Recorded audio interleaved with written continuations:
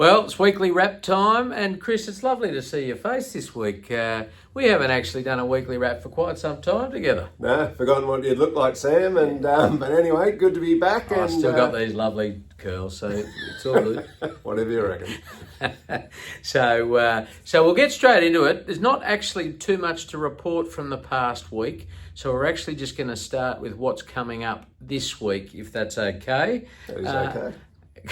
Good. So tomorrow, relatively quiet week ahead, but tomorrow we've potentially got two running around at Newcastle. We've certainly got two accepted in races, but tracks, barriers have made things a little bit difficult.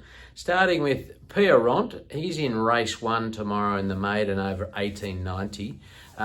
Unfortunately, it's a heavy 10 at the moment, and he's sort of not proven himself as a wet tracker just yet, and he's drawn the car park, or even outside the car park, and drawn barrier 15, will come into 12, but look, there's plenty of other options for him, so we'll just wait until morning and see what happens. But out at this trip, he's been sort of semi-consistent, so it'd be nice to see him get a result wherever he runs. Yeah, he's placed in his last 3 starts, so knocking on the door, and I think obviously be wonderful for him to win, so we'll just try and place him to advantage, and as you say, we'll see what happens in the morning. There might be 12 scratchings, who knows, but I highly doubt it. Yeah, so anyway, we'll see what happens there. And then Pieronimo, actually, he looks like he's got 2 winnable chances. 2 winnable chances. Yeah, he does.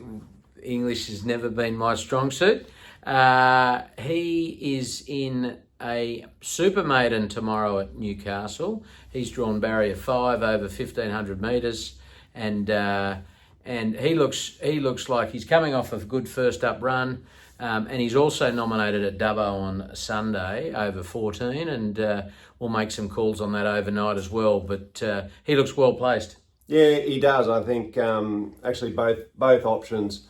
You'd like to think he's going to be a winnable chance, as you said. He ran really well last start, ran 3rd, finished off very strongly. So I think if he can bring a similar performance to one of these races, he'll go very close again. So I'd say a good each way chance in both. And he wouldn't mind it a bit soft, or even probably be interesting to see how he goes on a heavy. So we'll see what happens there.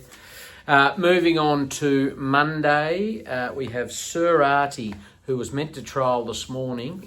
Again, because of that weather, they moved the Randwick trials to Monday. He'll step out on Monday in what is a pretty strong trial. He'll be asked a bit more of him. Second trial, he was a lovely first trialist, so really excited to see how he goes. Yeah, he's obviously a very talented horse. He finished his last preparation with back-to-back wins at Warwick Farm. We've been really looking forward to getting him back to the races, and as you mentioned, his first trial was excellent. I expect him to trial again very well.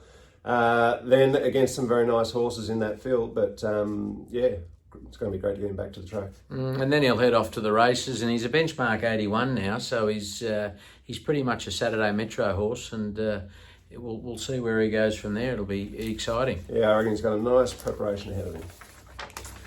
Then we move on to Capital Asset. So Capital Asset, he's down in Kieran Maher's Ballarat stable at the moment.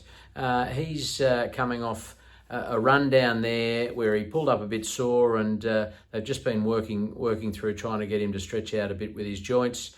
But he's got a number of good options later next week, and really love to see him get a result down there.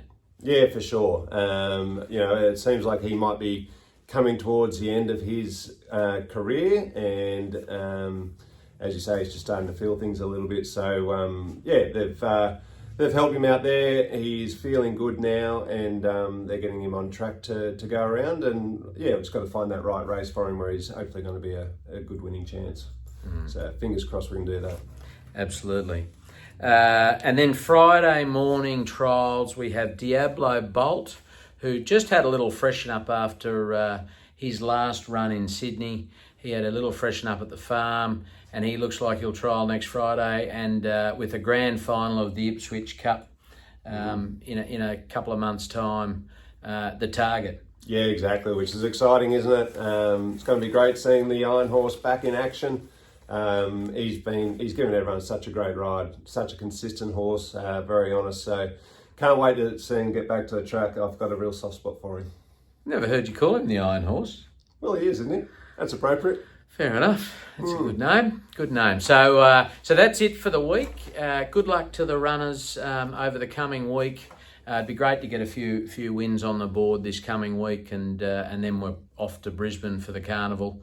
That's the next step there. But before I get on to Red Hot Tip Time, I just wanted to mention we still have some shares available in our Wild Ruler Madame Louvre colt from the Magic Millions, and I particularly wanted to mention him because we got an update this morning from Annabelle Neesham, and she's really impressed with him and thinks he's quite forward and switched on.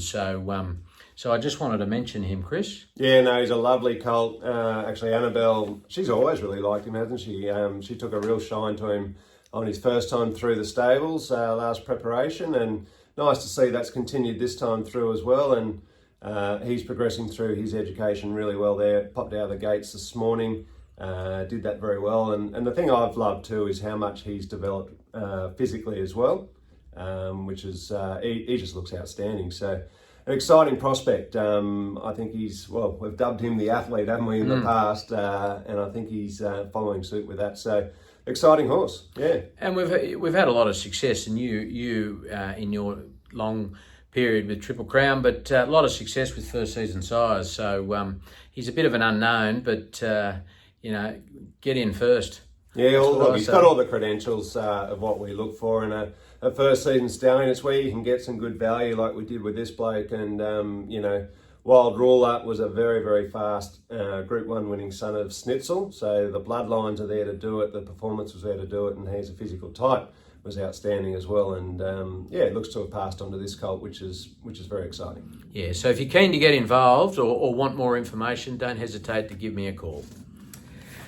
Red Hot Tip Time. I might just say there was one other thing we should just quickly mention too, and our trainers Annabelle Neesham and Rob Archibald got married in the last week, so that was exciting news for them. So it's now Mr. and Mrs.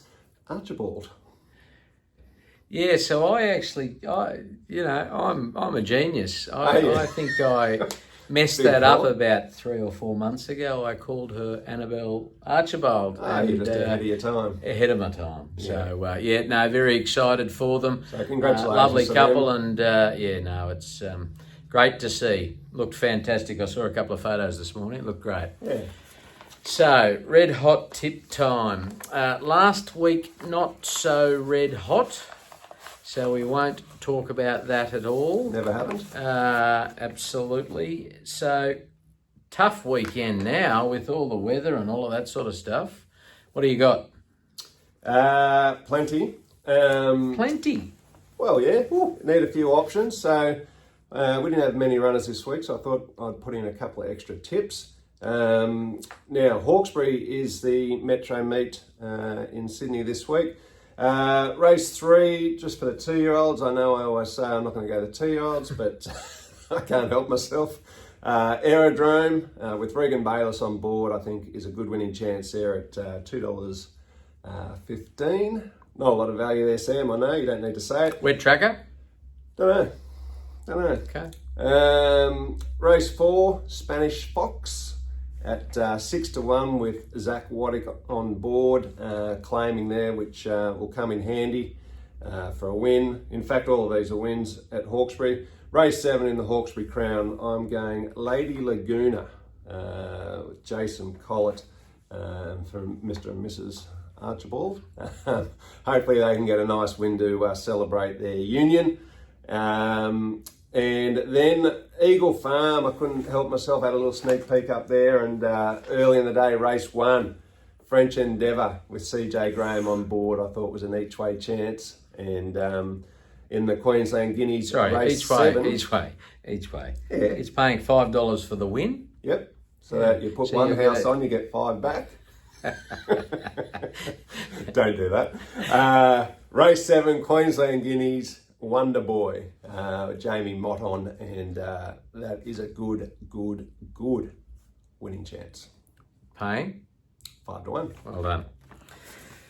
At least we've got a little bit of value there, which is good. That's which right. is good. Okay, I have got 3 all at Hawkesbury.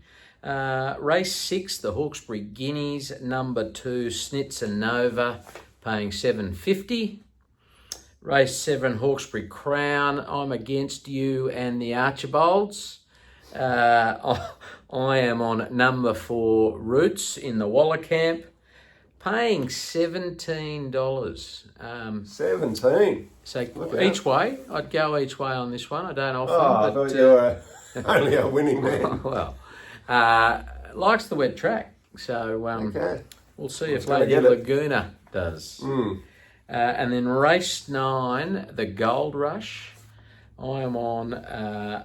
He seems like he's had about 800 runs for the preparation. I'm on number 1, Dragonstone. He likes a bit of wet as well, and he's probably back in class. So he's paying $6.50. So should be something there for you. There's plenty on offer, and hopefully we don't get a donut. No, every chance. So anyway, enjoy the weekend for those around Sydney. Hopefully it doesn't rain too much more because it's been pouring down, and Queensland hopefully the same. So have a great weekend, and we'll see you next week. Enjoy, guys.